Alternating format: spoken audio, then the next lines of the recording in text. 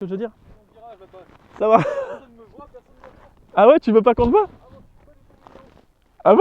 Ça me dérange pas que tu fasses des vidéos de mes motos, mais moi je D'accord. suis pas dans ce délire là. Ok. Bon ben faut pas qu'on te voit alors. Ok, va te cacher. Si on m'aperçoit, c'est pas grave. Ok, Mais- ouf, ça me rassure. Oh, et un secret défense non plus. Au revoir. Il est fou. Ouais, tchuss. Bonjour à tous. Aujourd'hui, je fais l'essai de la Yamaha TDR 240 cm3. En état, elle est franchement très propre. On va la regarder de plus près. Alors, qu'est-ce que nous avons? Un style des années 90. C'est un modèle 88. Alors, franchement, quand je la vois comme ça, j'ai pas l'impression qu'elle fait 88. Je lui dis à chaque fois qu'on en parle qu'elle est de 93, 94. Il me dit non, non, 88. Donc, je bloque sur 94. C'est peut-être à cause de ma CB qui est de 94. Et voilà, 88. Franchement, elle est super propre pour l'âge qu'elle a. Le frein avant, donc c'est un 320 si je ne me trompe pas. Oui, 320 avec un étrier Yamaha, donc Yamaha R1. Voilà, donc c'est pas un freinage d'origine. Tu vois, avec bocal séparé, tout ça. Et le frein est juste démoniaque. Moteur bicylindre. Alors, il y a un pot qui part, tu vois, en croisée de chaque côté. Le tube de droite part à gauche et le tube de gauche part à droite. Le bi en ligne qui développe 44 chevaux avec un couple à mon avis ridicule puisque c'est du 2 temps. Et pour ceux qui ne savent pas, le 2 temps n'a pas de couple en fait. C'est tout dans les régimes. Le kick, il n'y a pas de démarreur électrique. Même la selle, elle est super propre. Alors je suis pas sûr qu'elle soit d'origine, mais c'est super propre. Le compteur, ça donne quoi? Alors le compteur, il tourne en même temps que le guidon et la bulle reste fixe. Température, les petits voyants utiles, régime moteur. Voilà, il n'y a plus qu'à tester tout ça. Tu vois là, de ce côté-là. Voilà. Un pot de chaque côté. Alors c'est des pots, ce qu'on appelle des pots détente. Tu vois, c'est pas comme les 4 temps. C'est des pots qui grossissent et qui se rétrécissent jusqu'à arriver à l'échappement. Des pots détente. Voilà. Allez, c'est parti. Il faut aller l'essayer maintenant. Vous êtes là? Oui. Allez, c'est parti. Là, il y a ma belle. Magnifique. Mouah. Non, je déconne. Allez, je monte sur elle. Hop. Oh. Déconner. La légèreté. Bon, en même temps, c'est un 2,5, c'est normal. Allez, je prends le kick. D'ailleurs, est-ce que je suis en neutre? Oui.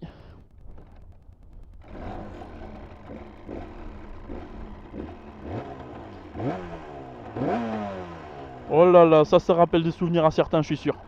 Ça doit raviver de ses souvenirs les années 80.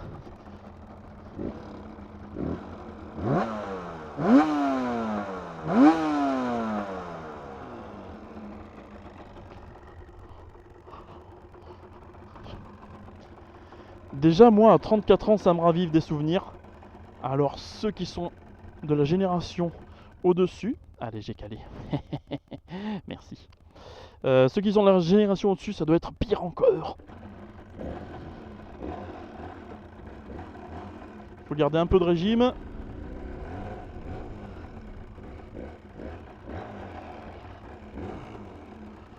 Oh la vache. J'ai l'impression d'être sur un 50. Oh là là là là. 2 temps, carburation. Ça broute. J'adore. Mais ça, tu vois, tous les jeunes actuels, d'une vingtaine d'années, tout ça, ils connaissent pas ça. Enfin, pour ceux qui ont la chance de connaître, oui. Bon, après, bon, vous avez des bêtas, vous avez des trucs comme ça, donc vous connaissez déjà un peu les 2 temps. Bah, ça, c'est pareil, en multiplié par 10, quoi.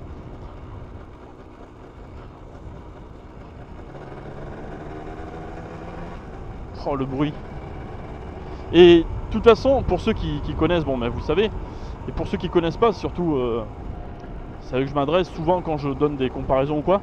Et ce qu'il faut savoir, c'est qu'un 2 temps, que ce soit 125, 250, 350, 500, même 700, ça ressemblera toujours à un bruit de 50 cm3. Il n'y a pas de masculinité, j'ai envie de dire. Bon, c'est un peu méchant ce que je dis, mais c'est la vérité, tu vois. C'est hyper vénère, hein, mais on dirait toujours un gros insecte. C'est ça que je veux dire. Que ce soit un 700 hyper vénère ou un 50, ça aura toujours cette sonorité aiguë, comme une grosse mouche, quoi. Alors je suis en combien là? Il est où le rapport engagé là? Hein? Alors? Et le shifter up and down? Ah, j'adore. Ah, je kiffe. Les régimes après, on regardera à combien ça part, hein. Mais pour ceux qui connaissent pas, un 2 temps, c'est comme un 4 cylindres. Ça réagit haut dans les tours. Bon, c'est hyper maniable, hein, ça c'est évident. C'est du léger, ça doit faire 130 kg la meule.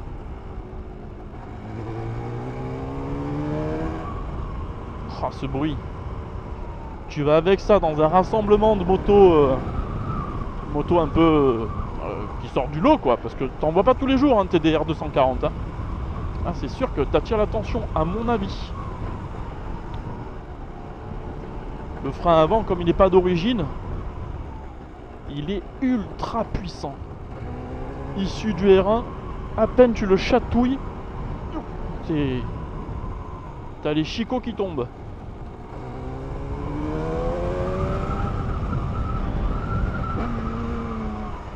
Oh la vache. Alors, pour vous dire, avant de mourir, dans ma vie, je veux essayer 2 motos en 2 temps. Non, 3 motos en 2 temps, pardon. H2, Kawasaki H2, l'ancienne, pas la nouvelle. La nouvelle, bon, c'est pas que j'en ai rien à foutre, mais voilà. En 2 temps, la H2, la RDLC 500, obligatoire, et la ultra obligatoire qu'il faut que j'essaye, la ultra vénère, la RS 250. Oui les amis, je veux essayer ça. 70 chevaux dans un 250 cm3. Je veux tester ça. Et ça part, hein. Bon, 44 chevaux, évidemment, faut pas s'attendre à ce que ça dorme longtemps. Oh là là, que ça a l'air joueur comme c'est pas permis.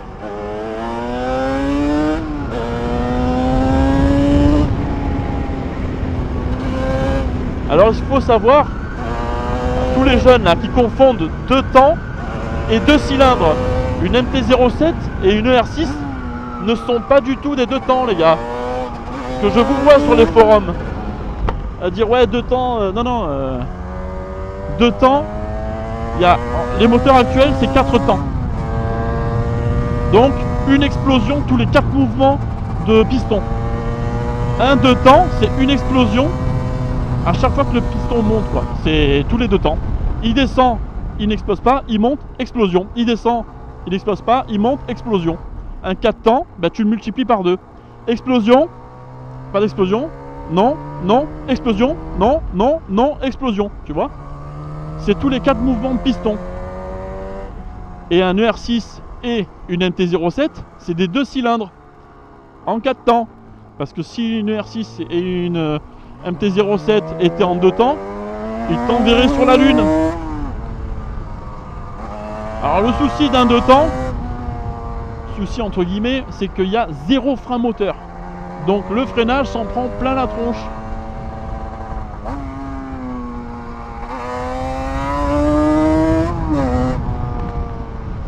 Et il n'y a pas de rupteur non plus sur un 2 temps.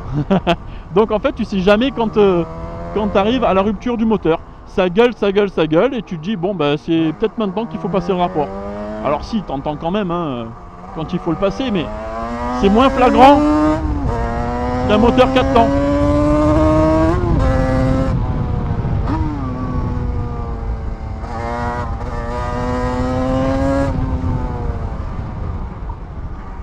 Oh le freinage avant. Oh ce qu'il est piégeur, c'est une horreur. C'est on-off. C'est hyper on-off. Et ça que c'est un 240. Et déjà j'ai l'impression de redécouvrir la moto quoi.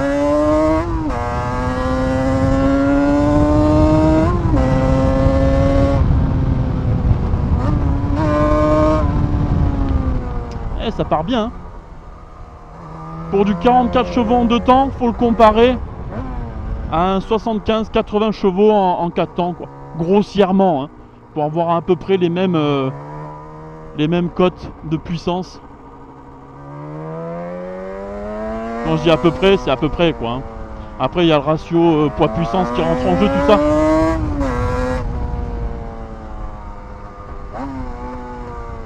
Et voilà, c'est vrai que je fais cette vidéo d'essai, histoire de dire, j'ai roulé sur un TDR 240, quoi. Alors je me suis trompé tout à l'heure hein, sur le couple. Je disais qu'un 2 temps n'avait pas de couple. Et c'est vrai que c'est en premier ce qui saute aux yeux. C'est qu'on n'a pas l'impression qu'il y a du couple. Alors qu'en réalité, il y en a. Tu vois, par exemple, on regardait un V-Strom 250 actuel. C'est 2,3 mètres kg en couple. Et elle, c'est 3,7. Donc tu passes de 2,3 à 3,7. Bon là, il y a une question de puissance qui rentre en jeu. Hein. Bien sûr. Putain, déjà 120. Donc si, ça a quand même du couple. Mais disons que c'est très haut perché puisque elle a 3,7 à 9600 tours minute. Donc faut vraiment aller chercher très très haut. D'ailleurs, regarde, là je suis à quoi 4000, 5000, ça bouge pas. Là tu vois, elle s'est réveillée à 7000. Alors, 6000.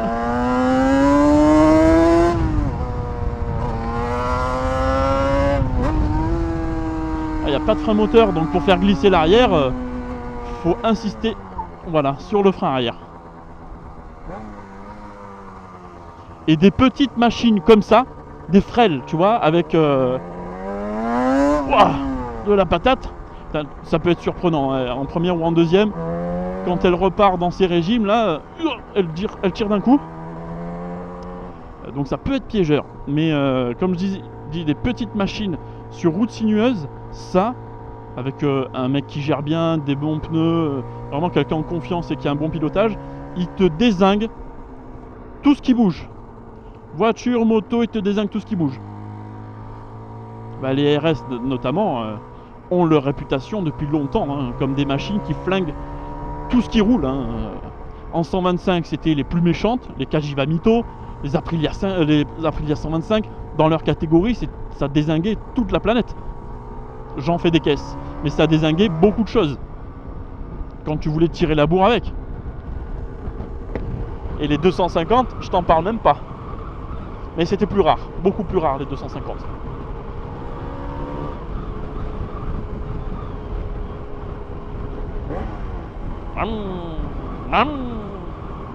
Énorme. Il m'a dit vérifie la température. Depuis 2 jours elle chauffe. Là ça va. Elle me paraît correcte.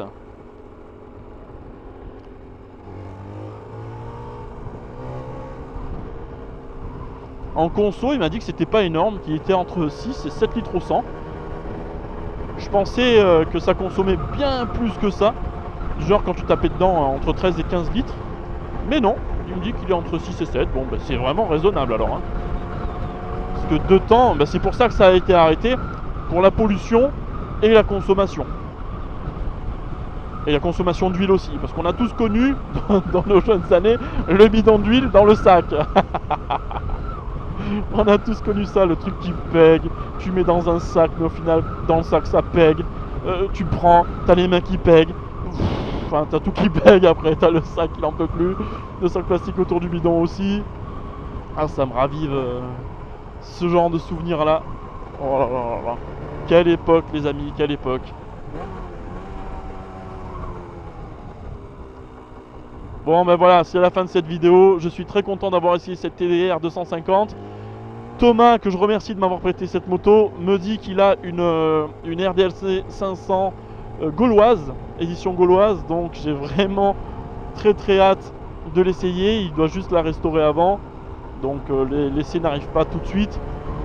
Merci encore à lui de me la prêter, de m'avoir ravivé ses souvenirs. J'ai perdu 18 ans de ma vie, quoi. Hein. Enfin, je suis revenu 18 ans en arrière, hein, tout simplement. Et ça fait plaisir. 18-20 ans en arrière même. Hein. Ouais. Ouais. Dites-moi ce que vous pensez de cette moto, si vous en avez eu une. Si vous aimeriez bien essayer ça, je vais essayer de parler correctement, merci. Je bouge pas les lèvres quand je parle, bref. Donc voilà, dites-moi ce que vous pensez de cette moto. Hop, clignotant, ça fonctionne les clignotants au moins. Le voyant fonctionne. Hop, je pivote, c'est hyper maniable. Hyper facile à manœuvrer. Tac. Béquille.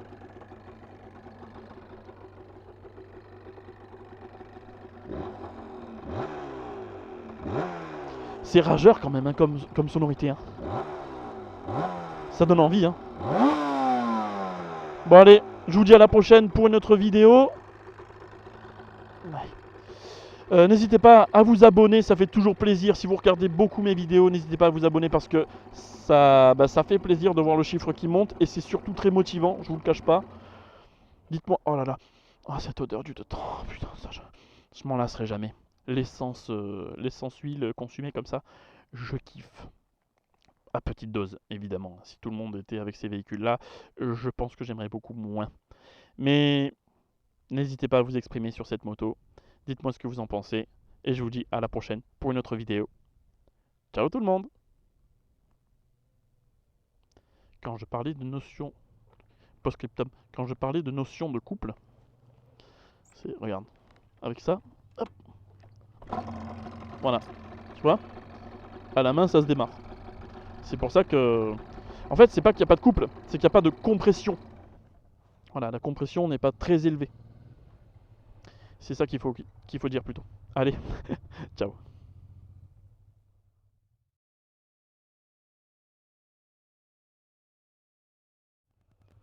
Ah, tu veux plus la lâcher, hein?